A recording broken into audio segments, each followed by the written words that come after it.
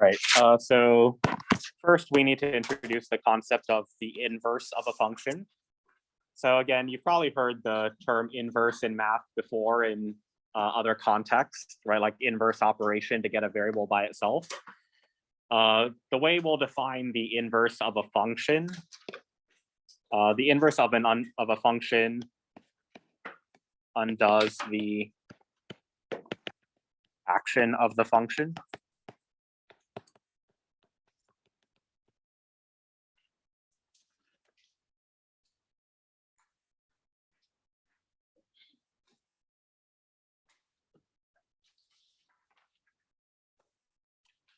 Okay, so we're gonna examine this below. Okay, so here the original function f of x is defined as x plus 3, right? So just a simple linear function. Okay, so we know the way a function works, right? You give it an x value and you simplify to get the output or the y value, right? So when you do f of -3, of course, you just plug in -3 for x and you simplify, and that's the output. Right, nothing crazy there. So, you can do that for the other x values. -2 plus 3 is +1, -1 plus 3 is 2, and so on.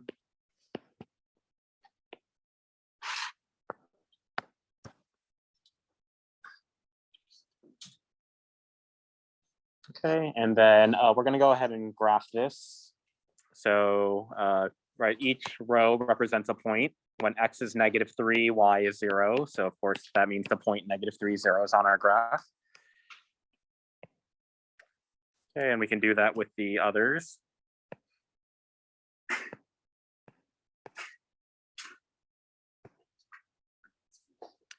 Okay, so we can see that the points from the table are forming a straight line, which is not unexpected, right? This is a linear function. It's x to the first power. So we know it should be a straight line.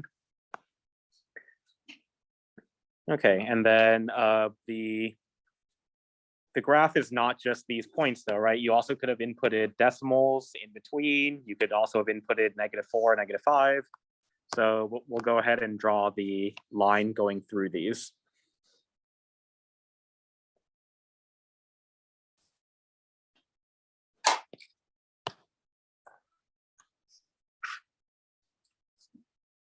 Okay, so again, that was just the original function, f of x. Okay, so now over here, this is very confusing notation, but it's the notation that everyone uses, so we have to get used to it. Right, so this looks like f to the -1st power, but it's not an exponent. This actually means the inverse of f of x.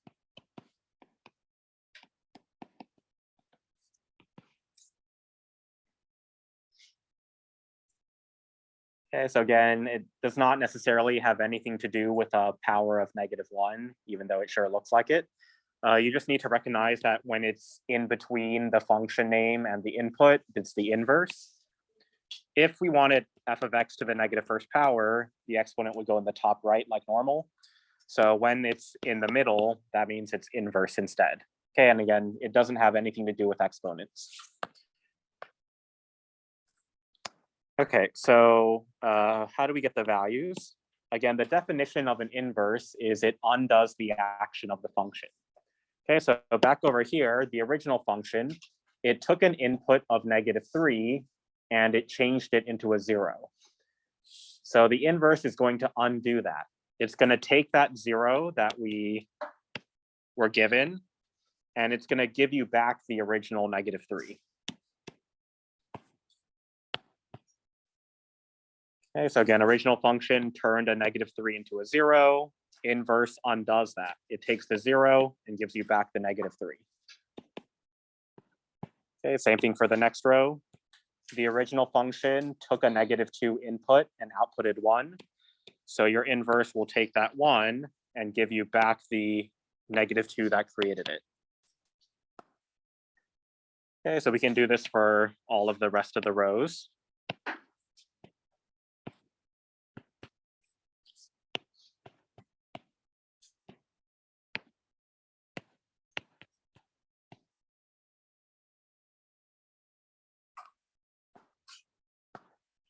Okay, and then I'm gonna go ahead and plot the inverse. Okay, so again, the value you were starting with is the x, and the value it ended as is the y. Okay, so 0, -3, right? 1, -2, and so on. Let's use.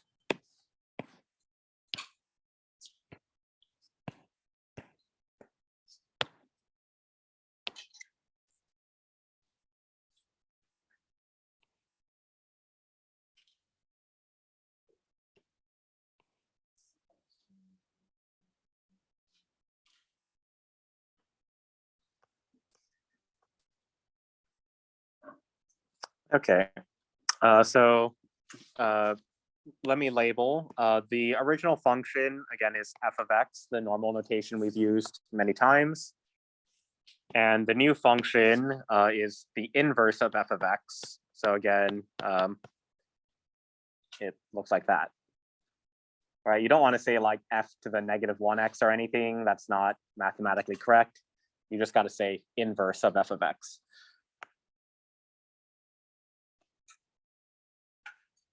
Okay, so now because this inverse is a straight line, we can figure out its equation, right? We know that straight lines follow the format y equals mx plus b, where b is the y-intercept. So for the inverse, the y-intercept is -3. And m, the slope of the points. To get from this point to that point, you got to go up 1, right 1. So 1 over 1 is 1. So m is 1. Okay, so 1x minus 3 or just x minus 3.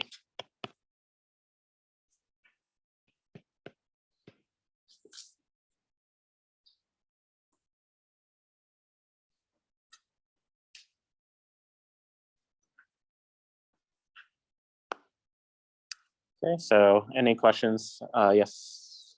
Oh yeah, sure. Okay, any questions about this top row? Oh, whoops. Go and take a couple minutes then and see if you can do this for the next two as well.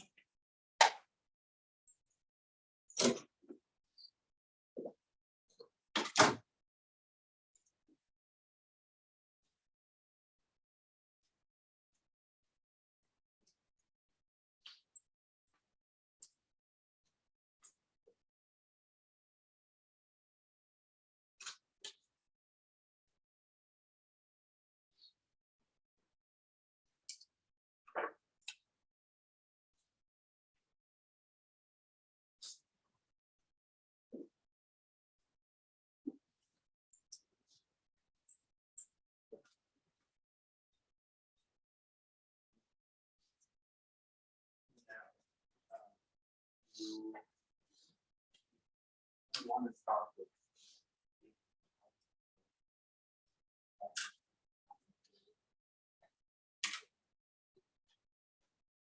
first row here. You want to take the -5 as the x.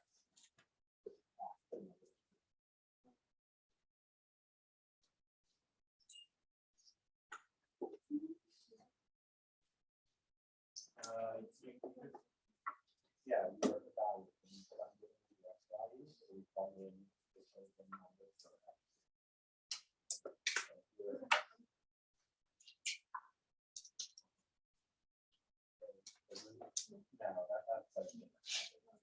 Here we're just evaluating.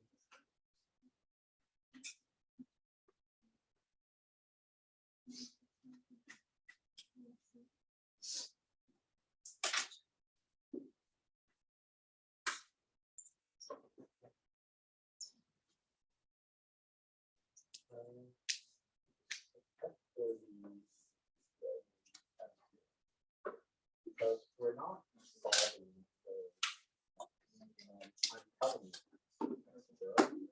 here you chose y is 0. Right? You just want to plug in 0. That's no problem.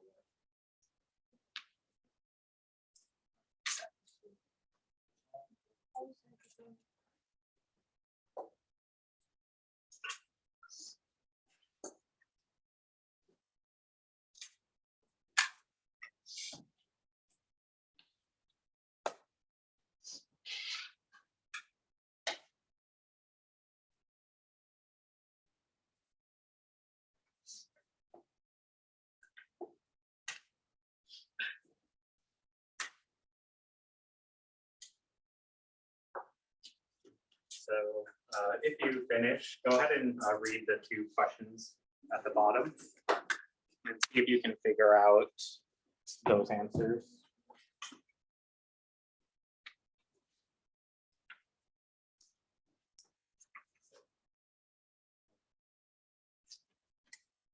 So you can do both of the remaining tables.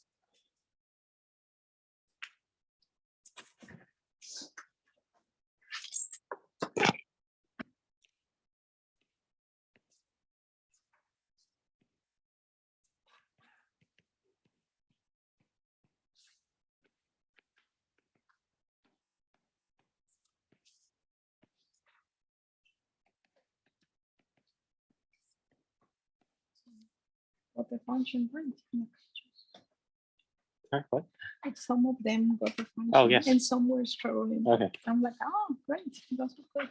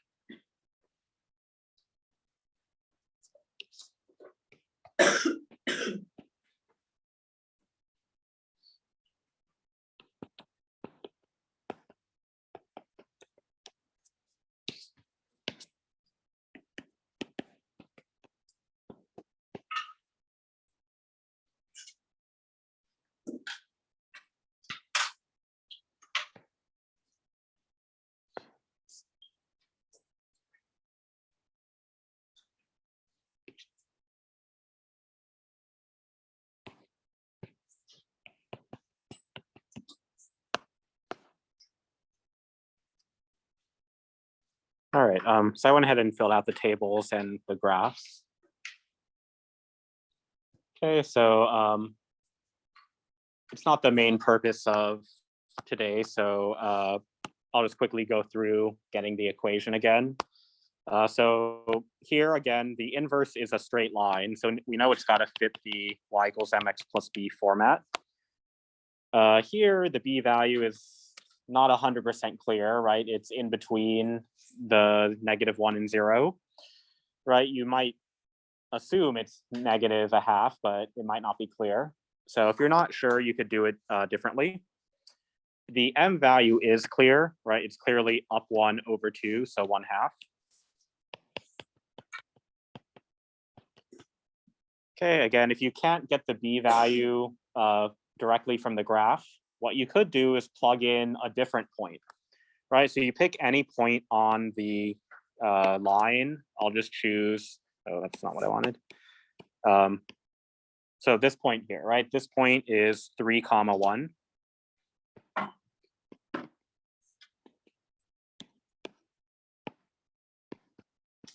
Every point on the line needs to satisfy the equation.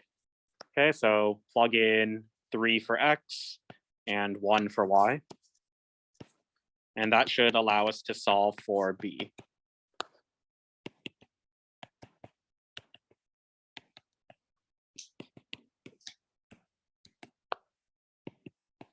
Okay, so b does end up equaling -0.5 or -1/2. But again, we shouldn't just assume from looking at the graph, we should calculate it if it's not clear.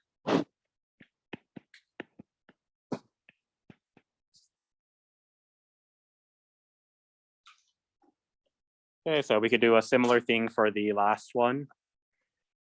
Here, the y-intercept, again, is not really clear from the graph. It's somewhere between 2 and 3, but to me, it looks lower than halfway, right? So again, instead of just guessing, I can do a calculation. For this problem, the slope is up 1, right 3, so 1/3. Okay, and again, I want to replace the x and y with one of the points. So I'll just choose this point right here, 2, 3. When x is 2, y is 3.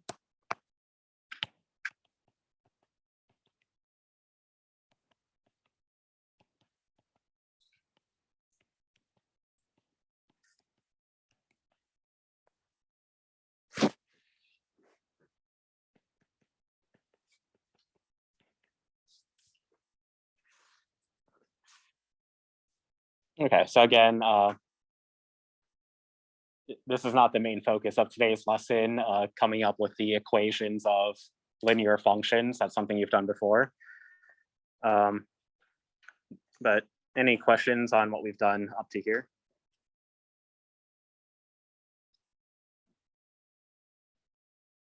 Okay, so I know not everyone got a chance to look down here yet. So there's two, I guess, questions. So first, notice we started with 3 linear functions, right? Everything on the left column is y equals mx plus b. So they all started as linear. So first question, what did they all end as when you did the inverse? Okay, and then the second thing I want you to think about, there's a sequence of transformations that maps any function onto its inverse. Okay, so remember, transformations are things like translations, reflections, rotations. Okay, there's something that works for all 3. Okay, so you might say for the first one, oh, I translate down 6. Yes, that works, but it doesn't work for the next one, right? If you translate the red one down 6, it doesn't land on the other. Okay, so there's got to be an action that works for all 3 parts. Okay, so please take a few seconds right now to think about those 2 things. Okay, again, first, what type of function is the inverse of a linear function? And then secondly, what can you always do to the original functions graph to make it the inverse functions graph?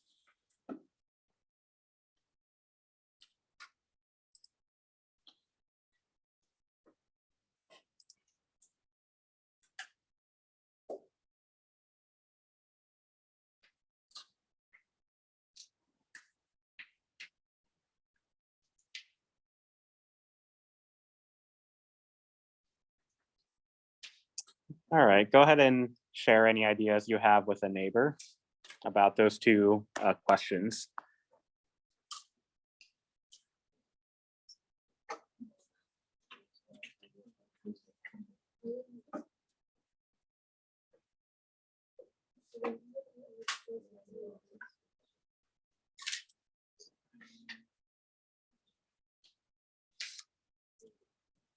All right. Seems like everyone's done talking, so I assume everyone has both answers. So first of all, the inverse of a linear function is a blank function. We kind of already did that, right? The inverse is always also linear. It's also always a straight line. Okay, so that one was just the same. Okay, the second question, again, what can you always do to the original graph to make it the inverses graph? Does anyone think they were able to figure it out? Yes, Ika? Okay, reflect over y equals x. So first of all, we need to know what the line y equals x is. So y equals x means x and y are the same number, right? So if x is -5, y is also -5, or -1, -1, 2, 2, right? So the line y equals x would be then this, oops, sorry, not that point. It'd be this line right here that I'm drawing in blue. Okay, so if we reflect over y equals x, this point goes here, this point goes here, this point goes here. So yeah, it looks good for this one. Let's check the next graph. Okay, so same line y equals x. Okay, this point would go here, this point goes here, this point goes here. Okay, so that one looks good also. And one more. Yeah. Okay, this point here, this point here, this point here. Yes. Okay, so looks like that's correct. You can always get the inverse functions graph by reflecting the original graph over y equals x.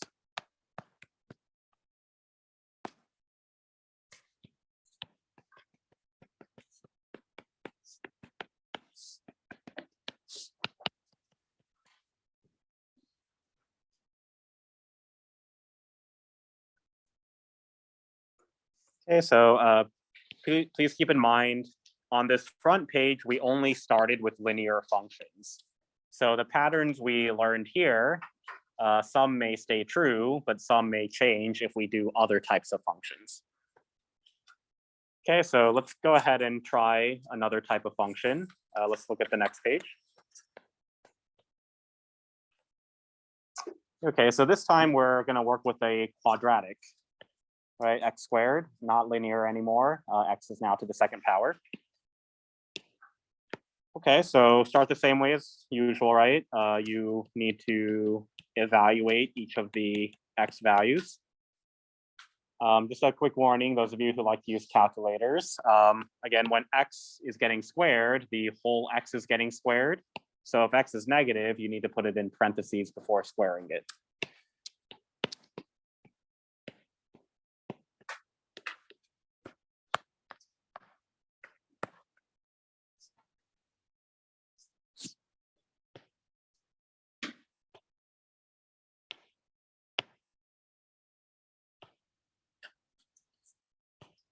Okay, so 416 doesn't fit on our graph.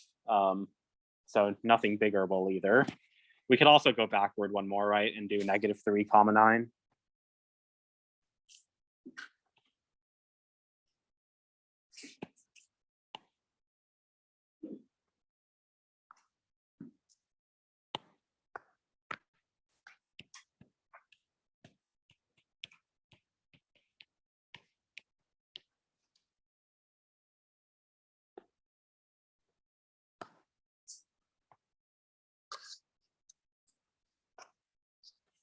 All right, so there's the parabola shape we've seen many times. Okay, but now we're going to do the inverse of it. Okay, so just like we did on the front page, right? For each of the outputs, the y values, we're going to return it back to the input that created it.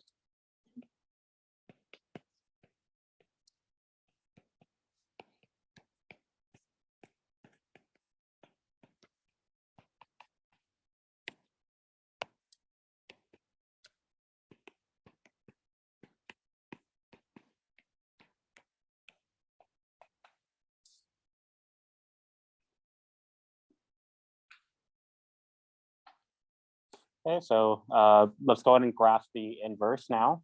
Right, so we've got, I added the 0.9 comma -3, 4 -2, 1 -1, 0 0, 1 1, 4 2, 9 3, and looks like that's all that's going to fit. Okay, but we can see the sort of trend of the points, right? We can see that it's going to look like this.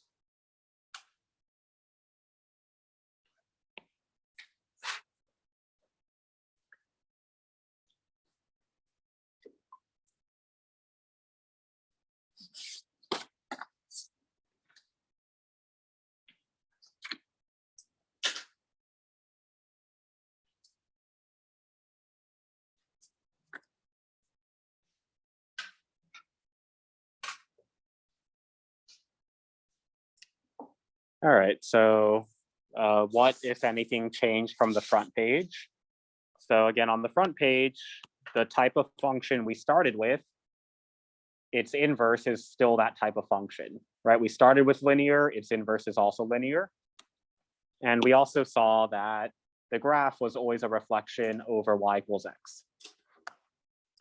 Okay, so let's see if those things are still true, right? We started with a quadratic function. Is the inverse also a quadratic function? And then the second separate question is the inverse's graph still a reflection over y equals x? Okay, so please consider those two things. Again, is the inverse still a quadratic function? And is the inverse's graph still a reflection over y equals x?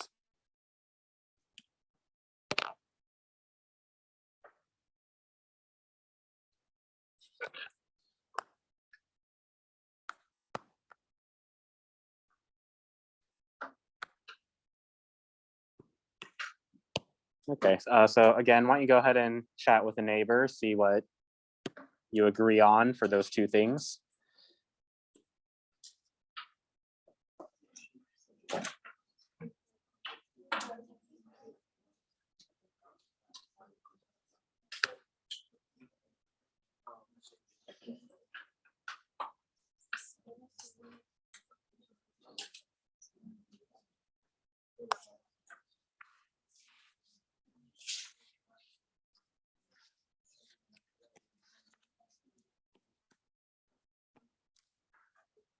Okay, about 10 more seconds, please, to wrap up your conversation.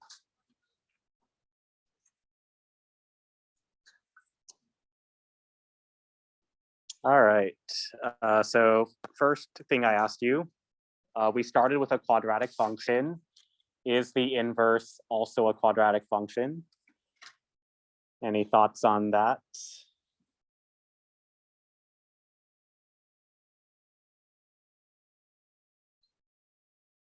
Yes, Cameron?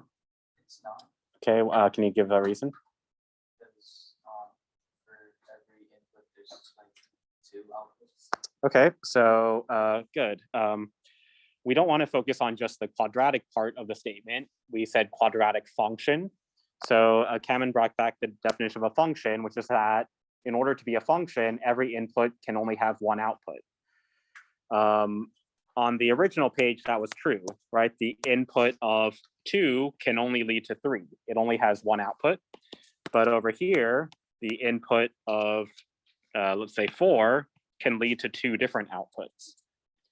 Okay, so here the inverse of a quadratic function is not a function at all. Okay, so let's write that first.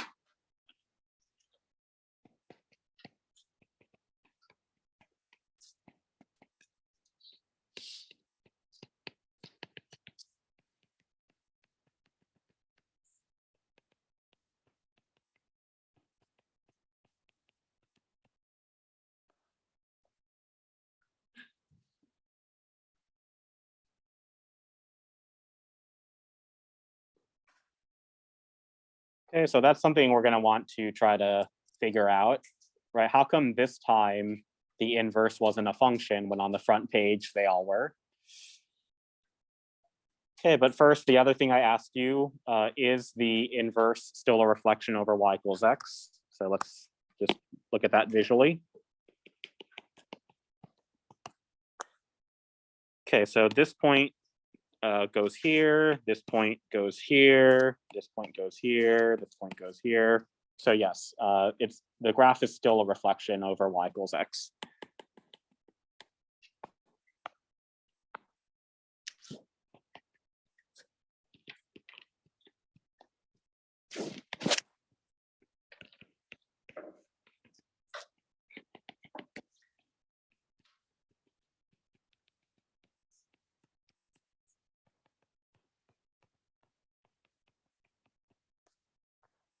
Okay, so I'll go ahead and tell you that that second sentence will always be the case. No matter what type of function you start with, whether linear, quadratic, absolute value, exponential, the inverse will always be a reflection over the line y equals x. Okay, so we can use that from now on. But again, the first sentence, we need to dive in a little deeper, right? How can we tell if the inverse will be a function or not?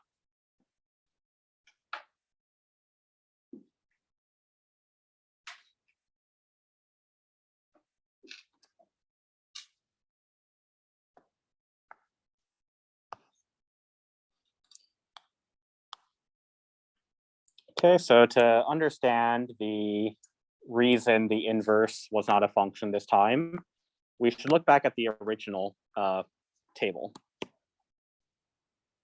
Okay, so again, the original is a function. The input of 3 only ever leads to +9, right? 3 cannot lead to any other number except for 9. And same thing 2 can only lead to 4. But -2 can also lead to 4. So it's still a function, right? Because you're only using the input of -2 once. But we see that they both lead to the same output, the same y value. So when you do the inverse, when you switch it, when you're trying to turn the 4 back into what it started with, you don't know if the 4 started as a -2 or if it started as a +2, right? So because 2 different x's led to the same y, when you try to undo it, you don't know which thing to go to. Okay, so let's write this in this next section. Okay, so first, let's restate the definition of a function, which you've heard many times.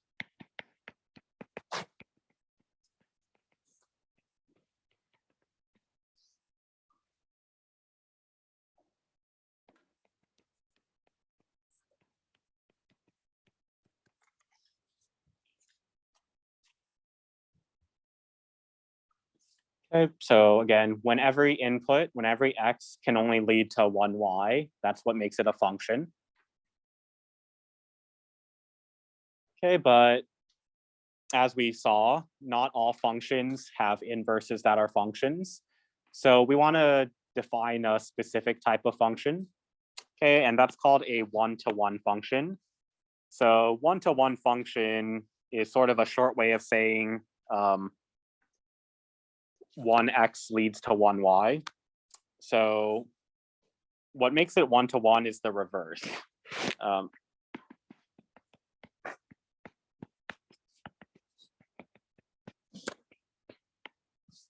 Okay, so in order to be a one-to-one function, first of all, it has to be a function at all. Okay, so you still need the rule that every input can only lead to one output. But if not only that is true, but also every output has only one input,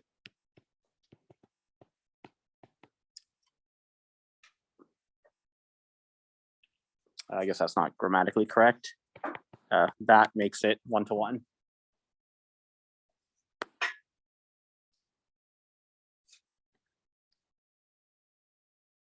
Okay, so not only do we need every x to lead to just one y, we also need every y to come from just one x. If that is the case, then when we do the inverse, it will be fine.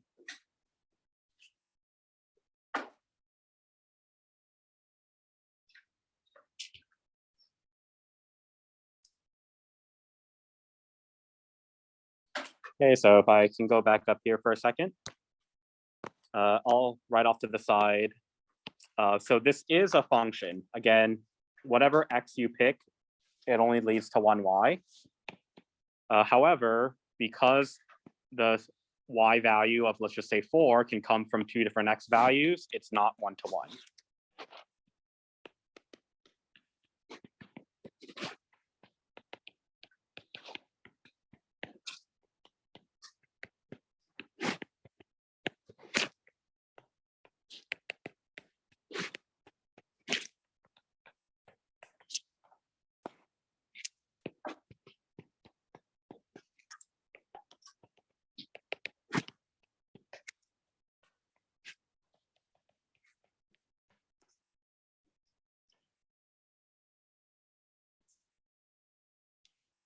Okay, so again, the original function x squared, it is a function, a regular function, but it's not the more specific one-to-one function.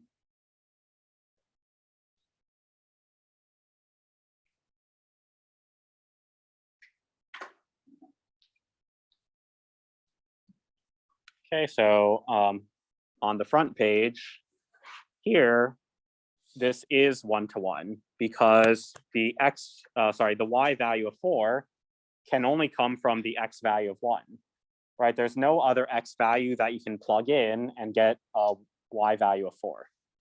Okay, so this one is one-to-one. Right, any y value you choose can only be created from a single x value. Okay, so back over here. So for each of these categories, we're gonna try to describe it with the most specific phrase possible. Okay, so there's regular function, which implies not one-to-one. There's the new one-to-one function, and there's neither, which means it's not a function at all. Okay, so let's look at A together. Okay, so when they give you ordered pairs, right, each x is like the input, and then each y is the output. Okay, so first you check, is it a function at all? Okay, so go one by one. When x is 2, how many different y's are possible? And the answer is just 1, right? When x is 2, y can only be 27. Okay, the x value of 3 can only be 28, 4 can only be 29, 5 can only be 30. Okay, so it is a function. Now let's check if it's one-to-one. The output of 27, how many inputs can create it? Only the input of 2. 28 can only come from 3, 29 can only come from 4, 30 can only come from 5. Okay, so this is a one-to-one function.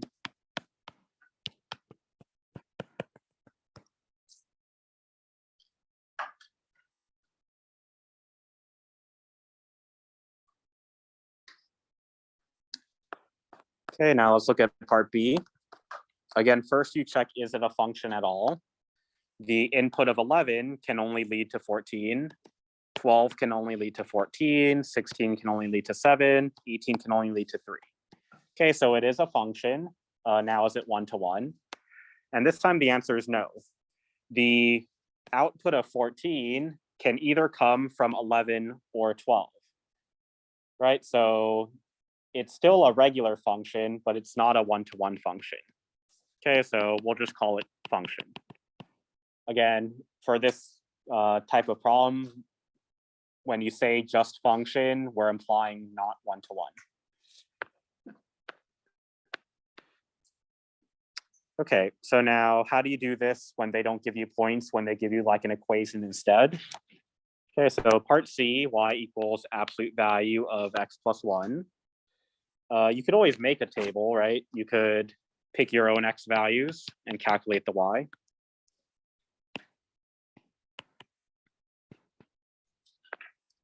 Okay, -2 plus 1 is -1, absolute value is 1. -1 plus 1 is 0, absolute value is 0. 0 plus 1 is 1, absolute value is still 1. 1 plus 1 is 2, absolute value is still 2. 2 plus 1 is 3, absolute value is still 3. Okay, so again, first question, is it a function?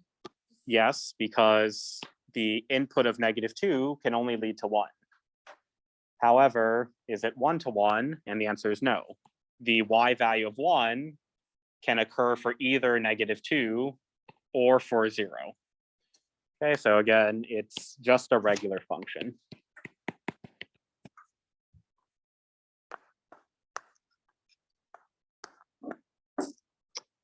Okay.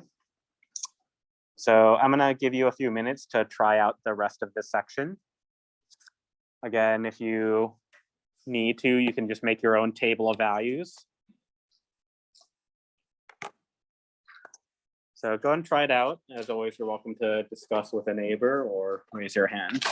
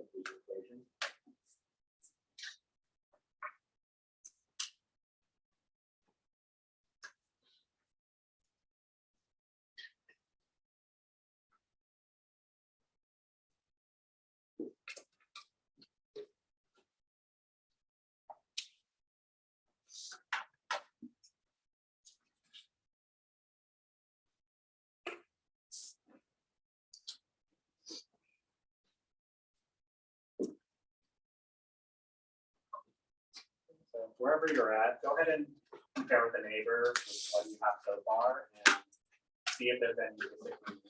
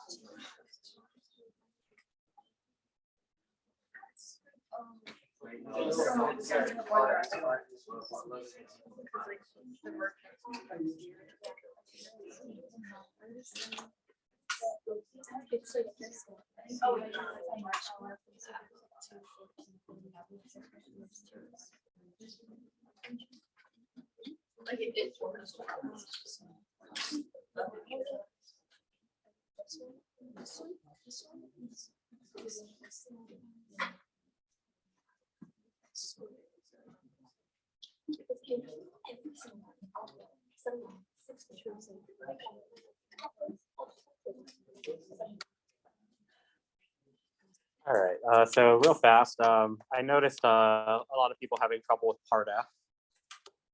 You have seen functions like this before.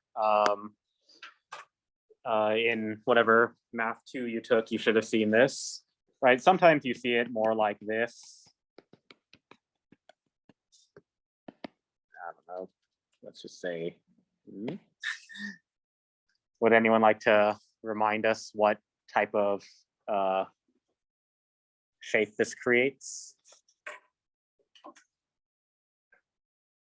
Yes. Yeah, this is a circle. So that may help some of you if you are still working. Okay, so take another 20 seconds if you were unsure what to do with part F, and see if you can come up with an answer for that.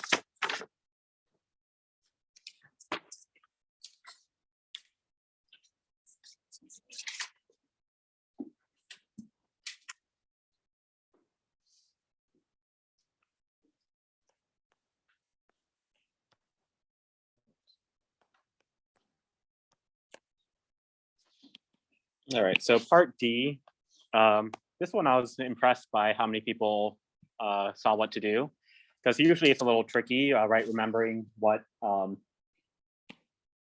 equation without a y looks like, right? If you were going to make a table, this equation is saying x has to be 5, but there's no rules about y. Y can be whatever you want it to be, right? Y could be -3, y could be 0, y could be 1. Right? They all fit the requirement that x is 5. Okay, so from that, we can see this is not a function, right? The input of 5 can lead to more than one output.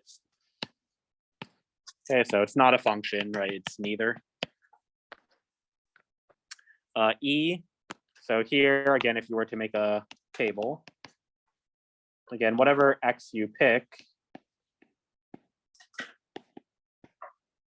will only lead to one y. Right? When you take 0 plus 2, it's always going to equal 2. There's nothing you can do to change that. Okay, now it is also 1-to-1, right? Because if I'm asking you the y value of 15, it can only be created if x is 13, right? There's no other number that plus 2 will equal 15. Okay, so this one was 1-to-1.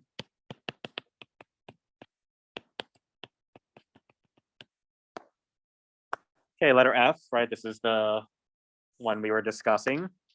If you can't remember, right, you can always try to just still make a table, right? You think of two numbers that can fit this.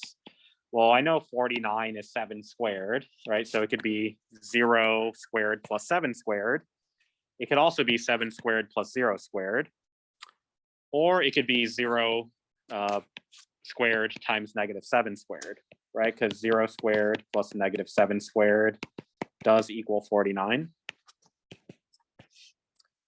Okay, so that means that this one is not going to be a function, right? Because the x value of 0 can be, it can lead to a 7, but it can also lead to a -7.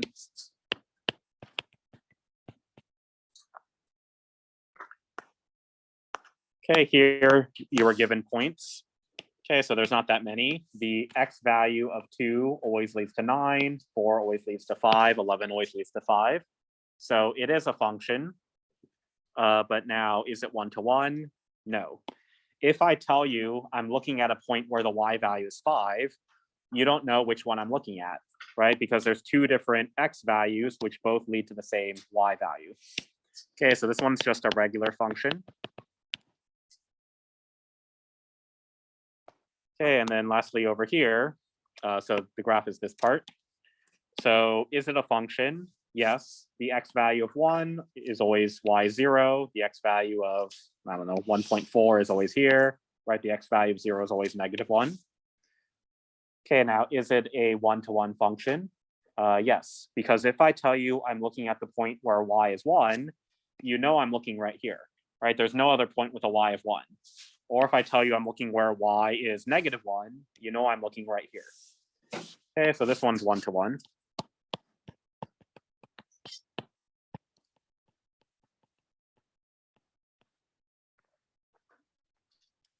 Okay, so before we continue, any questions on the way we determined with like a table how to know if it's a function or 1-to-1 or neither? Okay, so the thing is, we don't really want to make a table every time, right? It takes a lot of effort and space. So it would be great if we could find sort of a shortcut for determining if something is 1-to-1 or not. And so let's look not just at a table, but graphically. Okay, so the last two already have graphs, great. Right, the other ones we can sketch real fast. So here, okay, 227 would be like here, 328, 429, 530, right? So something like that. I'm just gonna do the left side first. Absolute value we know is gonna be the letter V shape graph, right? So something like this.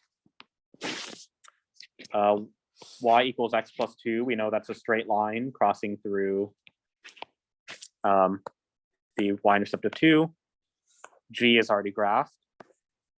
Okay, over here, let's see, 11, 14, I'll just estimate 12, 14, 16, 7, and 18, 13, so something like that. X equals 5, right? That's a vertical line going through the X value of 5. F is a circle with radius 7, 49 squared, right? So circle. And H is already graphed also. Okay, so again, what I would like you to do is try to come up with a shortcut to know if a function is, a function is one-to-one just based on the graph. Okay, so, look at all the one-to-one functions and see what they have in common and compare that to the other graphs to see maybe what they're missing.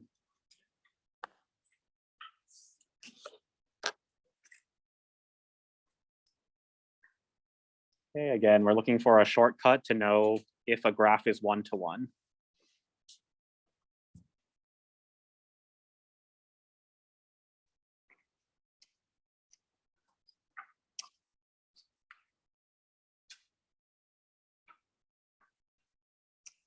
Okay, go ahead and talk it over. If you're lost, ask your neighbor if they have any ideas.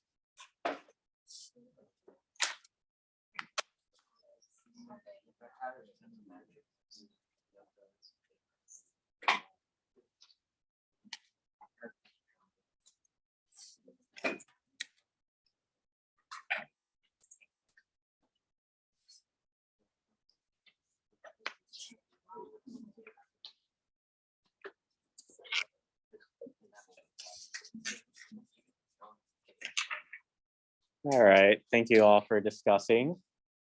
Okay, so again, I'll open it up. Does anyone feel like they or their neighbor figured out something?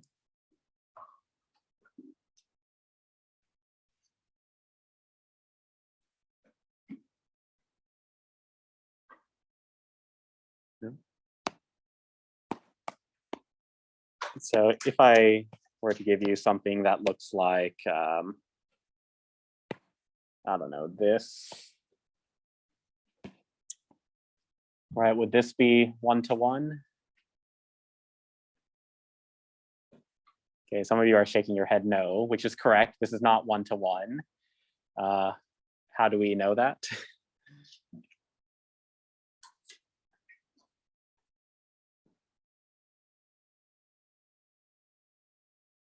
Yes, Danica? Okay, so correct, there are certain y values with multiple points. So I didn't give you numbers, but let's just call this 3, right? So we can see that the y value of 3 occurs here, and here, and here, and here, right? So there's, in this case, 4 different x's that lead to that y. Okay, yes, Cameron? It changes direction as it's like, as the X is going like left to right. It changes direction from like up to down. Mhm. You see how it goes down and then suddenly goes up. Right. Okay, so yes, the claim is if the graph changes direction from either decreasing to increasing or increasing to decreasing, yes, that will mean that a y value will show up more than once, right? Because that means you're sort of doubling back to the y values that are already there. Okay, so that's true. Like if we look over here, this changes direction, right? It goes from decreasing to increasing, and it's not one-to-one. But this graph that never changes direction is one-to-one. Okay, so that is one way you could tell. Very good. That's it's not the one I was thinking of, but it's completely correct. Okay, so does anyone know a shortcut for knowing if something's a function at all? Right, before you learned about one-to-one functions, I'm sure some of you learned a shortcut for determining if a graph is a function. Yeah, go ahead. Yeah, sure, vertical line test, right? Vertical line test means that for this x value, it can only cross once, right? Because that means there's only one y value. So the analogous situation would be a horizontal line test, right? Because a horizontal line has the same y value, but you want to see if different x values are used, right? So this absolute value function right here, it passes the vertical line test. So it is a function, but it fails the horizontal line test, right? Because this y value has two different x values that lead to it. Okay, so we can use that in the future.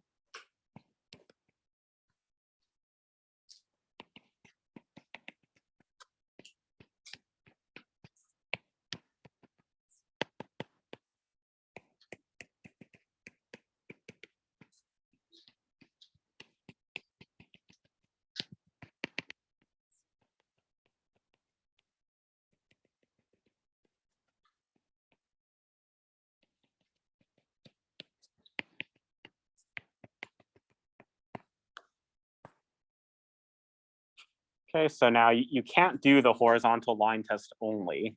You need to first check if it's a function at all, and then check if it's a one-to-one function. To give you a justification, if we can look back at part D of this section, right? So again, we said this is a vertical line. So it does pass the horizontal line test, right? Any horizontal line you draw only hits the graph once, but it's not a function at all. So it can't be a one-to-one function if it's not any type of function. Okay, so again, you would do the vertical line test first to check if it's a function at all. Then you can do the horizontal line test to check if it's one-to-one. Okay, and let's also write down again, why do we care if these things are one-to-one?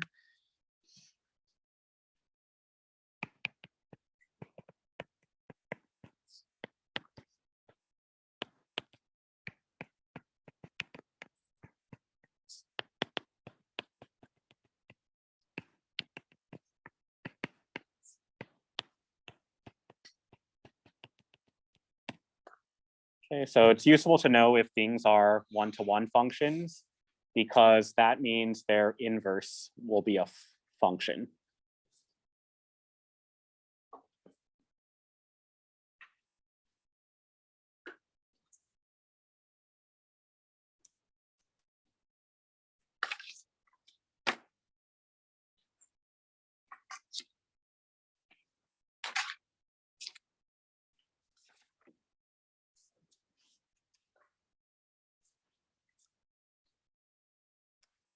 All right. So any questions on this page?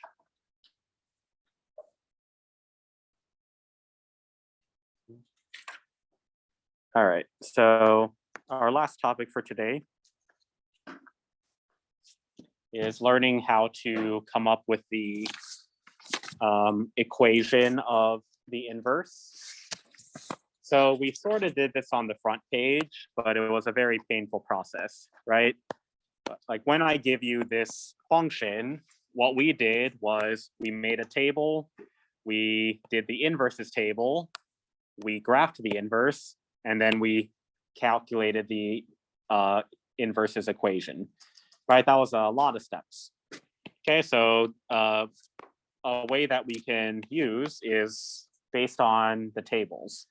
So if you look at the tables, the original x becomes the new y, right? And that makes sense because the inverse gives you back what you started with.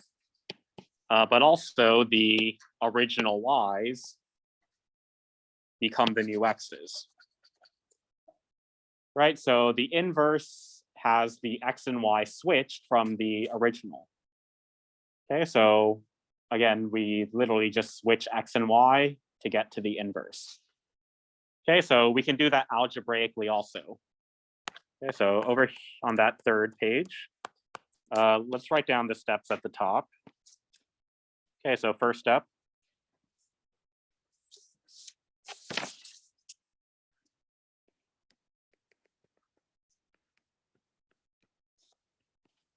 Okay, so we're gonna switch x and y. Okay, so let's go ahead and do that on part A together. Okay, so you don't see a y, but we need to remember the function notation, right? The function f of x represents the y value. Okay, so first I'll just rewrite f of x as y. So that's for the original function. Now to get to the inverse, we switch the places of x and y. So you keep everything else the same, you just switch x and y. Okay, so this y is now an x. And this x inside the cube root is now a y.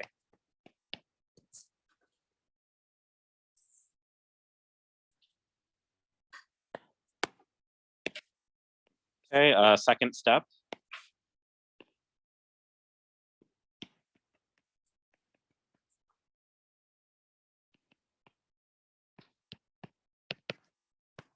Okay, so now that y is in a new place, we need to solve for it, meaning we need to get it by itself on one side of the equal sign. So here there's two things to do. We need to get the y out of the cube root, and we need to get rid of the -3 at the end. You should always undo addition and subtraction first. Because you're undoing, you want to do the order of operations in reverse. Okay, so let me just show you. If you try to cube both sides, you cannot cube them separately. That would not be correct. You would have to write it out that many times and distribute, right? That would be a lot of work. Okay, so we don't want to do that. Again, undo the addition and subtraction first. Okay, so add 3 to both sides.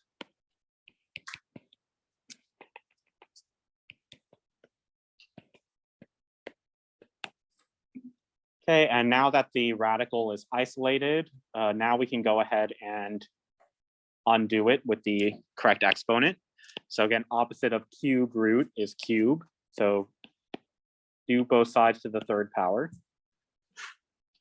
Okay, so I'm just going to leave the x plus 3 factored. I'm not going to distribute it out because that would be a lot of calculation.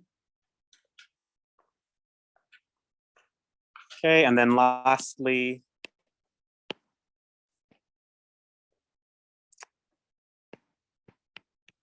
we want to rename with the inverse notation.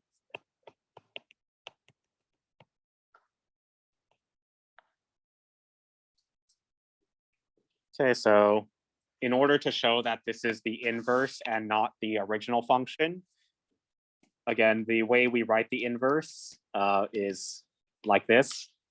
Again, you can't really say it out loud. It's inverse of f of x. It's not f negative 1x or anything. It's just inverse of f of x.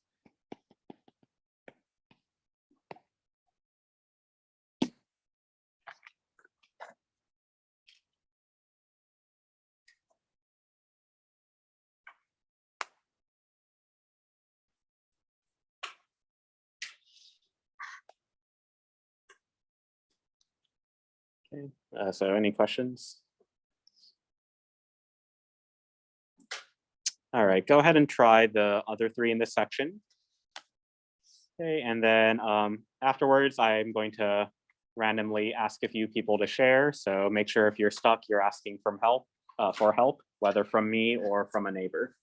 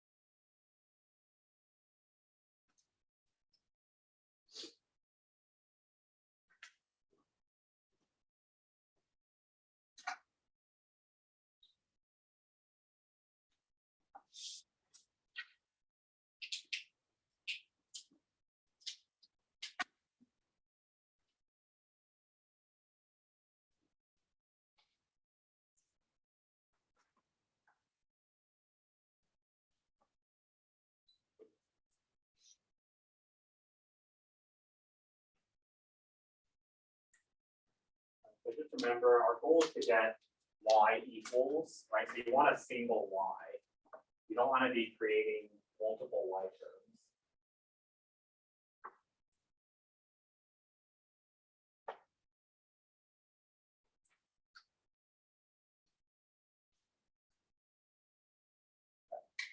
But I still want to define them.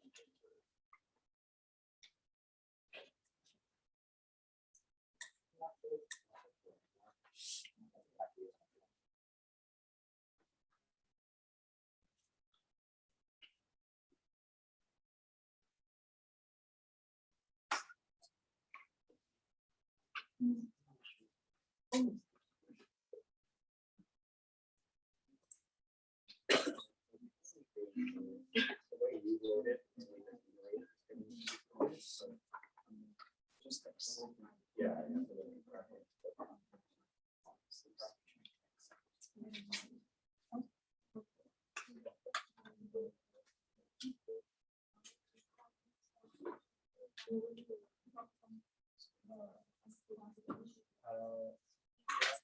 Get it out of the denominator.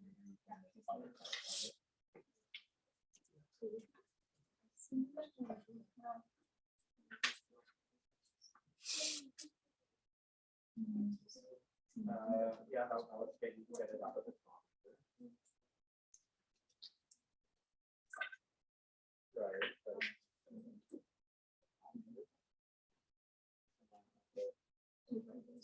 But you distribute it, but the problem is now it's in the denominator.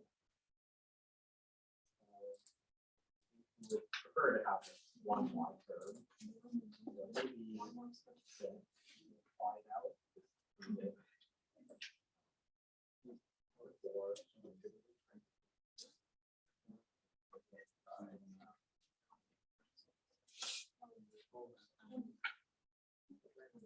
Yeah, so that.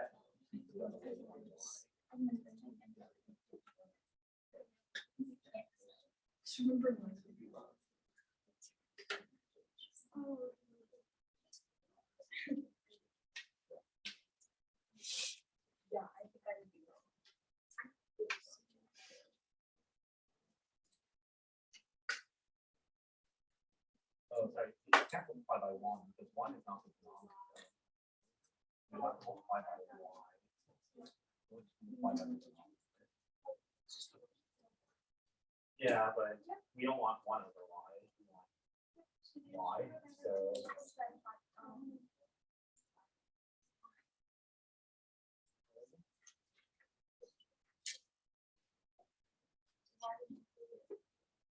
yeah, we want the y to be alone, but not one over y. Like you see y.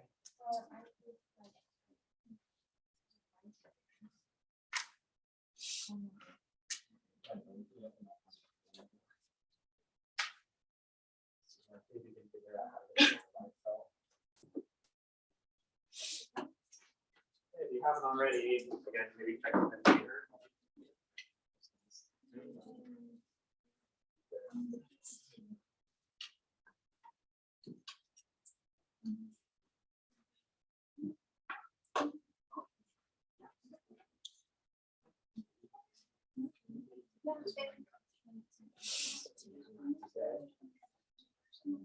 How do they go from here where it cuts off to here where it's not? Well, sure, it's like, yeah, that's right, but this two is multiplying, this two is dividing. So it should be dividing.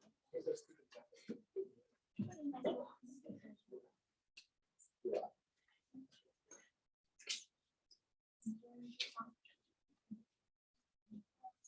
Yeah.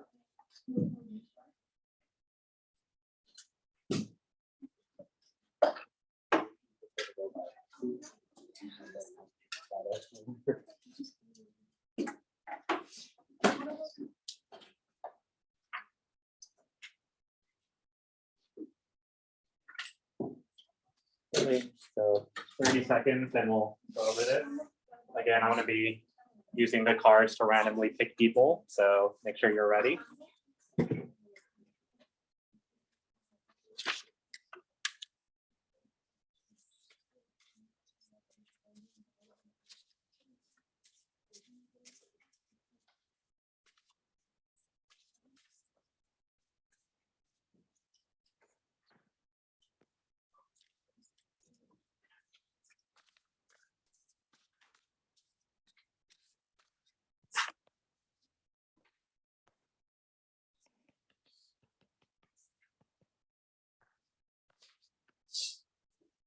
All right, I think everyone should have had plenty of time to ask for help if they needed it. Okay, so I went ahead and did the first part. I replaced f of x with y. So for finding the inverse, what should we do next, Alex? Okay.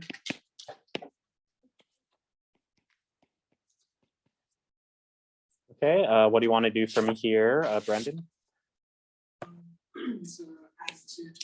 Sure. Okay, I'm just gonna use the same color. Okay, so now we've got 1 over y, but again, the goal is to get just y. So a couple options on what we can do from here. What did you choose, Bailey?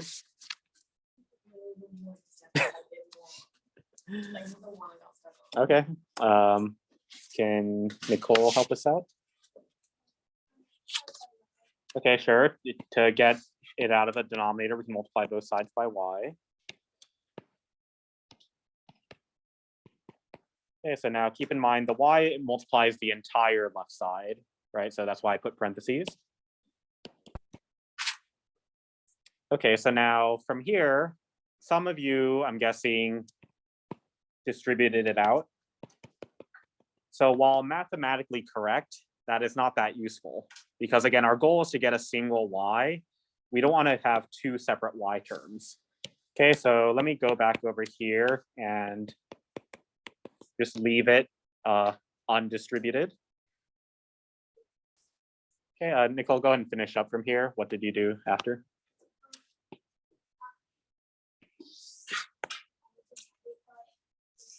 Yeah, good. You can divide both sides by the entire parentheses.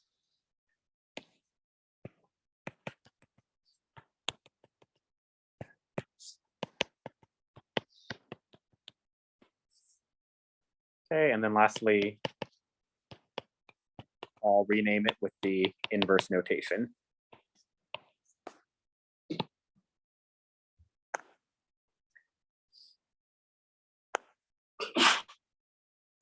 Okay, so any questions about the way we got the inverse over here?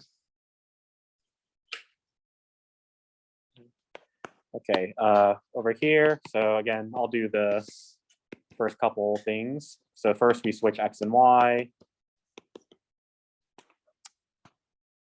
Okay, what do you want to do from here, Noah?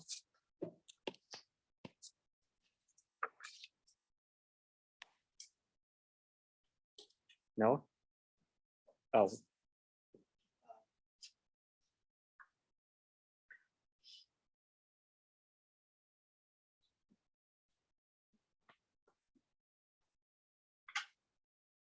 No? Nathan? Okay, sure.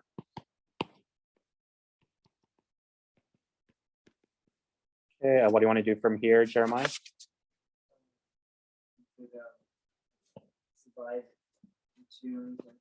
Okay.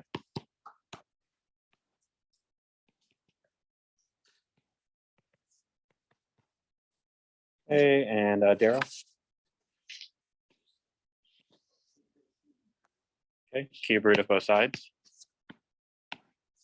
Okay, so that does get the y by itself. Just be careful on the way you write it. You need your radical to go all the way to the bottom of the fraction because it does affect the denominator as well, not just the numerator.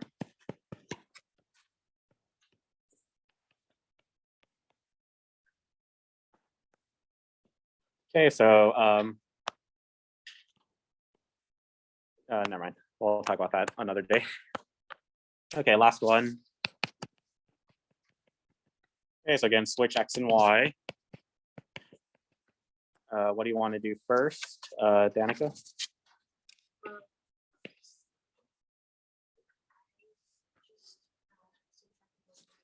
Okay.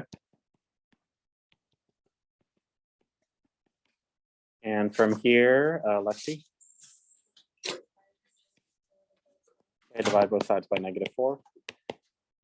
Okay, so that does get the y by itself. Okay, so you could have left it like this. Some of you may have split it up. If you do, you would have to make sure that negative divided by negative is positive. But probably easier to just leave it here, right? But if you needed to graph it, you might need to convert it to the other format. All right. Let's go ahead and have everyone begin the Delta Math exit ticket.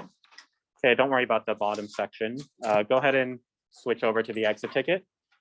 And please remember, once you're done, write down the score on your assignment sheet.